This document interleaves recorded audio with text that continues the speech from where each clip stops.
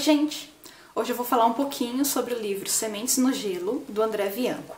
Eu vou fazer daquele jeito, então, que eu tô acostumada.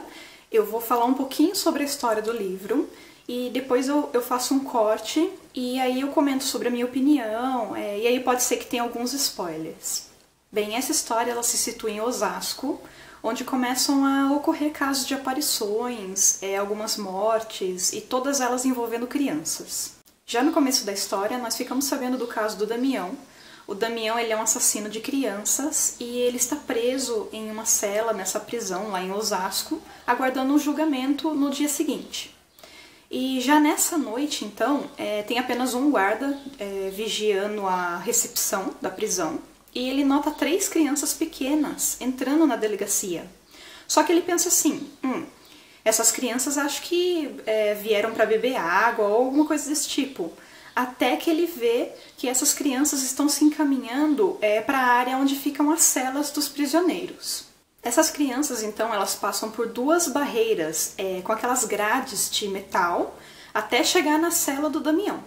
Segundo o policial, o depoimento do policial aqui no livro, essas crianças elas poderiam ter facilmente passado pelo vão das grades, só que seria impossível elas terem entrado na cela do Damião, já que a cela dele era toda fechada realmente, com uma porta de metal bem grossa na frente, só com aquelas aberturas para passar comida, essas coisas. E para resumir um pouco a história, essas crianças então elas conseguem de alguma forma entrar dentro da cela do Damião, e nisso elas matam o Damião. Outros casos começam a acontecer pela cidade, envolvendo crianças, aparições de crianças, mas nem todos esses casos envolvem mortes. E nisso tudo, nós conhecemos então o personagem do detetive Tânio Esperança, que ele é contratado por uma mulher para investigar uma aparição de uma criança, que chama essa mulher de mamãe todas as noites. E é assim então que começamos a história do livro. Acompanhamos então os passos do Tânio Esperança, que é o detetive, né? Tentando descobrir então o que está acontecendo com essas aparições, o motivo delas e tudo mais. Só que eu não vou contar mais muito da história, porque senão eu vou acabar entregando algum spoiler. Gente, esse livro ele é super curto, ele tem só 174 páginas. Essa minha edição ele é da editora Novo Século. E ela tem as letras bem grandes, as folhas são branquinhas, mas as letras são bem grandes. Não sei se vocês conseguem ver. Tem alguns erros nesse livro de revisão, mas nada que atrapalhe a leitura ou o entendimento do texto. Agora eu vou falar um pouquinho sobre o que eu achei desse livro. Eu vou tentar não soltar nenhum spoiler nessa parte, e aí depois eu coloco o cortezinho, aviso que tem spoilers, e aí eu dou a minha opinião sobre o resto. Eu gostei da leitura, é um texto bem simples, ele é super rápido de se ler, e o tema dele também, eu gosto muito desse tema, fantasmas, aparições, então ele foi um livro gostoso assim de se ler e super rápido também. Esse livro, por ele ser curto, ele tem um ponto negativo, na minha opinião. Ele não tem muito aquela fase de descrição, sabe? Descrição do ambiente, descrição do personagem, os pensamentos. Então eu senti um pouco de falta disso nesse livro. Porque eu acho assim, que um livro de ficção, um livro assim sobre o sobrenatural, um livro sobre fantasia, ele tem que ter aquela construção de mundo antes de ser introduzido a parte sobrenatural. Porque assim você consegue acreditar mais no que está sendo descrito ali. Aqui não. Aqui, por ele ser um livro que não tem essa descrição toda, ele já vai direto ao ponto desde o começo, você não consegue acreditar muito nele. E eu senti, né, falta disso nesse livro. Só que isso pode ser um ponto negativo, assim, para mim, mas pode ser um ponto positivo para outras pessoas que não gostam de livros muito descritivos. Esse livro aqui ele é super rápido, uma leitura super simples, não tem muitos pontos de descrição. Então acho que muita gente vai gostar desse livro. Eu gostei da leitura, gostei bastante da temática, mas tem algumas coisas no final que para mim não fizeram muito sentido. Eu não li muita coisa desse autor, Só que eu pretendo continuar lendo os livros dele e tudo mais. Eu gosto bastante da escrita dele, eu acho bem interessante os temas que ele trabalha. Agora eu vou falar um pouquinho sobre algumas coisas que eu não entendi muito bem do final do livro. Então eu vou colocar um cortezinho aqui e vou entrar com esse assunto, que daí seria um spoiler, né, se você ainda não leu o livro.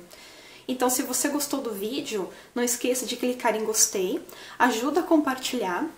Um beijo pra vocês, tchau, tchau! Então, gente, eu não sei se eu não prestei muita atenção durante a leitura do livro ou o que aconteceu, mas tem algumas partes, assim, perto do final, mais ou menos, que eu não compreendi muito bem. O título do livro, Sementes no Gelo, refere-se, então, aos embriões que foram congelados.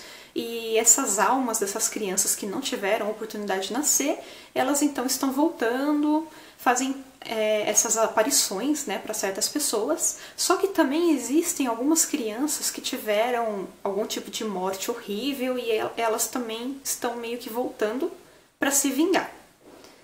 O que eu não entendi é que no final eles queimam esses embriões e tudo mais, e todas as crianças desaparecem, todas. Mesmo as que não tinham nada a ver com os embriões. Eu não entendi o porquê disso. Se elas tinham essa força, essa vontade de voltar para se vingar, qual a dependência dela dos embriões? E outra coisa também que eu não entendi, bem no final do livro mesmo, é se todos os embriões foram destruídos, e o Pedro, né, que é o menininho que aparece lá pra mulher chamando ela de mamãe, se ele também era um embrião que foi destruído, como ele conseguiu permanecer com a família até o final do livro? Quando ela tá lá na sala de parto, quando ela vai ter o filho dela. E outra coisa também, que não fez sentido pra mim, eu não sei se eu não prestei realmente atenção na leitura, mas dá a entender, o autor dá a entender no final do livro que esse menino reencarna então no filho que essa mulher tá tendo ali na sala de parto. Aí eu penso, peraí, se ele realmente estava encarnando naquela hora que ela estava, né, ali em trabalho de parto, como que a criança, como que o feto ou o bebê dentro dela ficou todo esse tempo, 9 meses dentro dela sem alma? Eu achei, eu não sei, eu devo ter perdido algum detalhe aqui no livro, porque pra mim não fez muito sentido essa parte do final. Mas se algum de vocês tiver lido também o livro, se quiserem deixar um comentário ou alguma coisa, eu fico muito agradecida, fico muito feliz de poder responder também. Então acho que é isso mesmo. Eu espero que vocês tenham conseguido entender a minha opinião. Eu tentei assim falar o máximo possível, sem cortar nada. Então eu não sei se ficou muito clara as minhas ideias. Obrigada por acompanharem o canal, por assistirem os vídeos. Um beijo pra todo mundo. Tchau, tchau!